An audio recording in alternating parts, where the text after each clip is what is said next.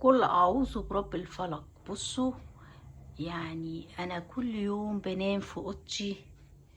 سبحان الله، النهاردة ما نمتش في أوضتي، نمت برا على في الريسبشن. بصوا اللي حصل، النجفة وقعت واتدشدشت، في اللي وقع هنا وفي اللي وقع على الأرض اهو لميته.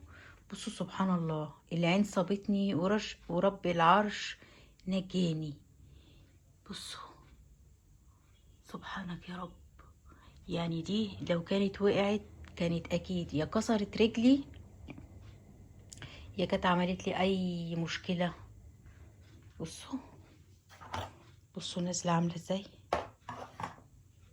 بصوا، انا طبعا يعني الحاجات دي اهي ولميتها من على الارض.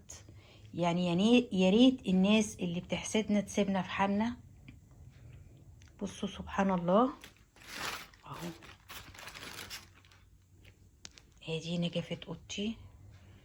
يعني تخيلوا كده لو كانت هي اهي في النص كده، كانت اكيد هتقع عليا، على رجلي، ممكن على دماغي، على حسب بقى ما هي ما كانت هتقع اهي، اكيد كانت هتعمل لي اصابة. يا ريت بس الناس تسيبنا في حالنا. قل اعوذ برب الفلق. يعني بجد سبحان الله والحمد لله ولا اله الا الله. الحمد لله رب العالمين.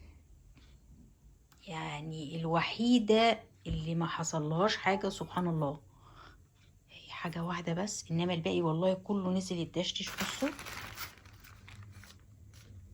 لميته اهو، لانه طبعا بيعور اهو، حاجة كده يعني. يلا قدر الله وما شاء فعل.